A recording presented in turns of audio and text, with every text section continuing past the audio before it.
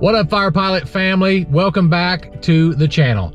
Today we're headed over to Rogers International Airfield. That may sound like a large Class Bravo airport. What you'll find when we get there is it's pretty cool. Lots of cool planes, lots of great people, and some of the best steaks I've heard ever. We are traveling a little different today. We're in my vehicle, my truck, and that's because 2638 Yankee is still up at Muncie Aviation in Muncie, Indiana, getting all the panel, all the screens getting done, and it's gonna look great. We're picking her up here in about 2 weeks. There'll be more videos to come with that. But for now, let's head on over to Rogers International Airfield. It's a 27-mile drive. It may take about 40 minutes to get there. We're going on some back roads and such. It's gonna be cool, and I think you guys are gonna love this one. Oh, well, wait a minute. Hang on, before we go, I'm sure some of you are gonna comment on my usage of seat belts, even in my own vehicle, so thank you. And I'm wearing it now. We can go, let's go. I'm a child of the Appalachian Mountains, born and raised on a dirt road between two hills and a holler. I didn't get to see much of the world until I was older. My family and I now live in a city compared to where I was raised, but oftentimes travel back to see our parents and family. When I do, it's always fun to ride ATVs and do other things that only the mountains can provide. When I learned that somewhere in the deep hills that a group of like-minded people want to get together and have some fun, I'm always in. And when I found out that airplanes are involved, it was a done deal. Rogers International Airfield is a private, upsloping grass strip that's about 1,500 feet long, located about 7 miles south of the I-50 airport, which is Stanton, Kentucky. I've heard a lot about this airport, a lot about this event for a couple of years now. I didn't fly in, the twin is down for some avionics, and to be honest, it's probably not the best airplane to fly into this strip. It's really heavy on a grass strip, and it's really short for a twin. It's about 25 miles from my home, so I just decided to drive. I'll have to say, fueling up the Chevy is pretty good as well compared to the twin. My Chevy holds around 20 gallons at $1.89 a gallon. The twin can hold up to 203 gallons at over $4 per gallon, but that is a day in a different video. The views getting there weren't as good as flying, to be honest, but they were still pretty good. The roads are narrow and the scenery is absolutely amazing this time of the year. This type of roads, most people don't have the luxury to ever drive on. These back roads, country roads that wind around and up and down a mountain. But these are the only ways in order to get through these parts of the country. This is where I'm originally from, this type of place at least. It's a little farther east, but the fall weather brings the changing of the colors, and a place like this is just absolutely gorgeous drive. Sometimes, you know, flying offers the best, and well, okay, flying always offers the best views, but you can't really beat views like this.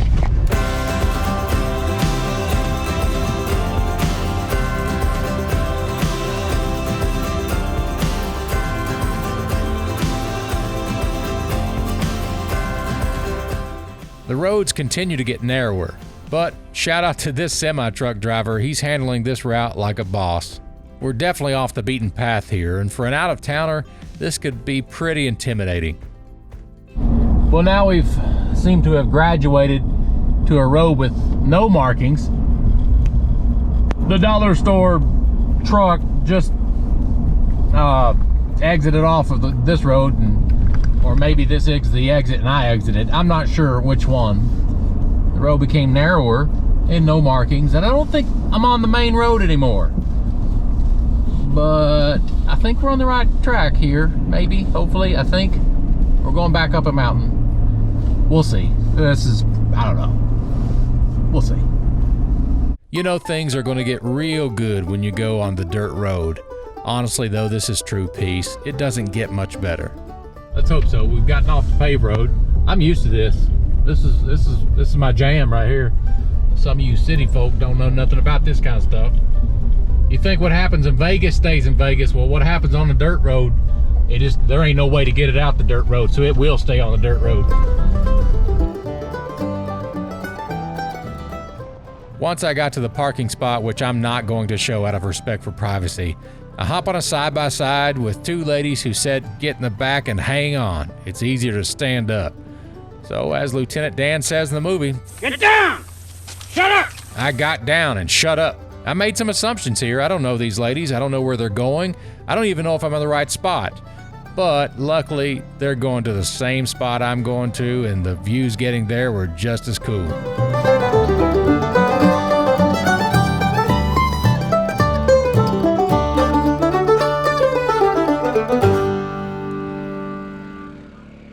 Once I arrived, the experience was really like none other that I've ever had the privilege to have in the world of aviation.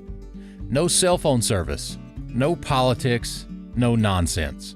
Just planes, friends, and good times that only the mountains of eastern Kentucky can provide. With permission, flying here, you'll need to contact the Colonel's Tower, which is the makeshift control tower. Hit the right pattern base to final turn accurately, and make sure your short-field landing skills are current. This is not a beginner's place to land. Folks began to arrive days earlier, and they camped out for the entire weekend. One after the other, they came from all directions. Carbon Cubs, Cessna 172s, and some of our standard Piper friends were present. We even had some of our heli friends who arrived.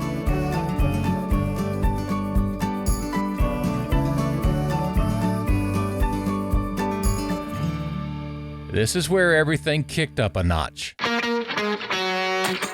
Time for some friendly stall competition. Stol means short takeoffs and landings. Planes would line up at the water tower, apply full power, and see how quickly they could get airborne. P factor is huge. Simply put, P factor is when the forces of your propeller cause the plane to go left. You counteract this by pressing the right rudder to keep the plane straight. This crowd wasn't sure if there was enough right rudder on this takeoff. This is a fun way to show off skills and have some pride.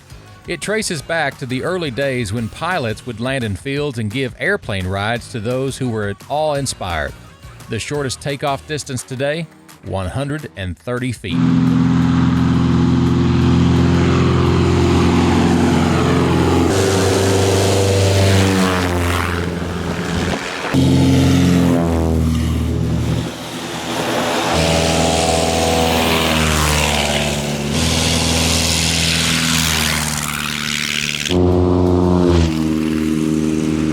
You always gotta love a good flyby.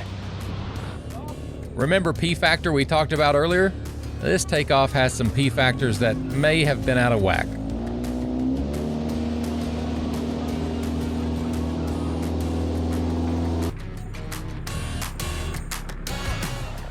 As the day started winding down, I got an interview with Nate Hammond, who flies this awesome, beautiful Skyrider plane. No, they're serving. All right, we're here at another beautiful plane. We got Nate here. Nate, thanks for talking with us. Hey, anytime, man. Yeah, man, this is an absolute beautiful plane. Tell me all about this thing. So it's a 1956 de Havilland Chipmunk, built up in Canada. It was a primary trainer for the RCAF. The airplane was imported into the U.S. in 1977, give or take, and in '88 we started converting it into a Super Chipmunk. Wow. So we ended up took 18 inches off each wing, so 36 inches total, 3 feet. Reskinned everything with heavier skins on the wings, heavier skins on the fuselage, and then firewall forward, we just lopped it off and put a big old YO 540 on the front. Wow. No replacement for displacement. Right. Put the 3-blade prop on there and doubled the rudder so that we'd have good directional control, and it's been air showing ever since. So we've got about going on 6,000 hours now since the conversion in '88. It's beautiful. You fly this thing to Oshkosh. You really all over the country, don't you? We do, yeah. So all across North America. We've been down in the Caribbean. We've been down Mexico with it, and last year, 2 years ago, I took it up to Anchorage. Oh, really? Anchorage, Alaska. Yep. And then Oshkosh, of course, we're up there every year. If you've ever been to Oshkosh, you've seen us up there. It was on my bucket list this year, but you know what happened. Oh yeah, we all got shut down for that. Yeah. But yeah, we skyride up there at Oshkosh, and that's what this airplane does, as well as air show. So we skyride with it. 30 gallons of smoke oil, pumping 2 gallons a minute, and we can ride about 20 characters, 22 characters. Of whatever you want, and so we get phone calls, and we advertise it as a business. Sure. So anybody, marry me, Susie, and we'll go ride it, and so that's fun. It gets us out of the house, across the country, doing all kinds of fun flying. Gives you another reason to stay current and have fun. Absolutely. Justifies the fun, just to be able to do the business. And then when it gets dark at air shows, we strap on about 200 pounds of pyro, and we go light up the night sky. Wait a minute. You strap on 200 pounds of pyrotechnics. Yeah. So I got to be onto an airplane. I got to be careful because I'm talking to a firefighter, right? right. So yeah, on the wingtips, we've got cartridge boxes that we custom built. Okay. That hold about 100 pounds each of pyrotechnics, and then they're all hardwired into the airplane. So I've got a firing system or something? A built-in firing system, so I can stop it at any point, or I can pickle it all off all at once. Wow. And yeah, so we light up the night sky. I can imagine. Big time.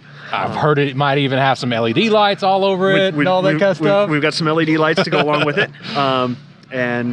And so the airplane comes zipping in, all blacked out, no lights on, and then when we hit that pyro and turn all the lights on, it blinds you. Everyone knows where it's at. Everybody knows. Well, I was going to ask, what's the coolest thing about it other than it being itself, but I think we just found out. I think that's probably the best part.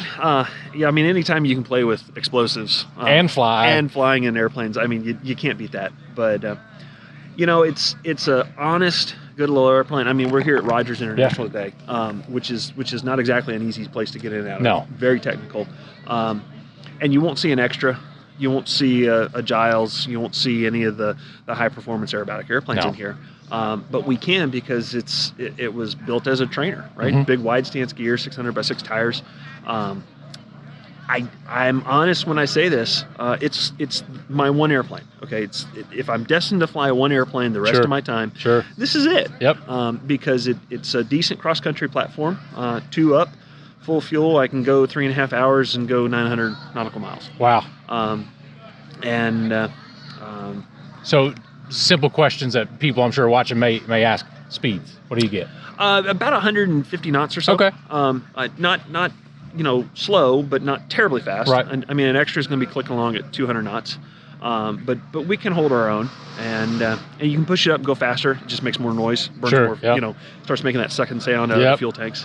But then the best part though is you can put the flaps down, come in with just a little bit of power, and it flies like a Super Cub. Wow. 80 miles an hour. Really? And so coming in and out of here is a little bit easier. And then when the weather starts getting kind of south, we can push in just a little bit farther if we need to. Yeah. Or get ourselves out. Sure. As much as anything. So it's a sweetheart of an airplane. I've got about 3,000 hours in the airplane now. Wow.